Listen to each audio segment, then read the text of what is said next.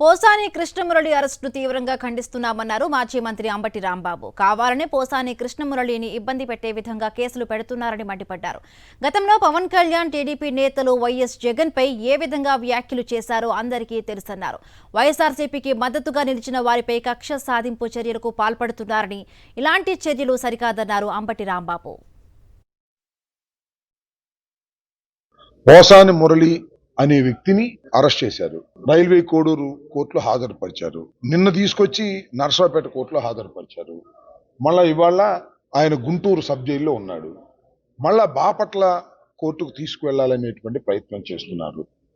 ఒకే నేరం మీద సుమారుగా 10-15 చోట్ల కేసులు రిజిస్టర్ చేసి అక్కడికి ఇక్కడికి తిప్పి హెరాస్మెంట్ చేయాలనేటువంటి ఒక ప్రయత్నంలో భాగంగానే ఈ విధంగా చేస్తున్నారు.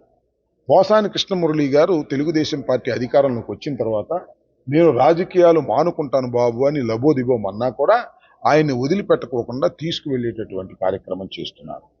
అదేమంటే చాలా మంది ఎల్లో మీడియాకు సంబంధించిన కొన్ని ఛానల్స్ ఆయన బూతులు వాడాడని, ఆయన ఏదో పవన్ కళ్యాణ్ గారిని దూషించాడని, చంద్రబాబు నాయుడు గారిని దూషించారని ఇలాంటి ప్రచారం చేస్తున్నారు.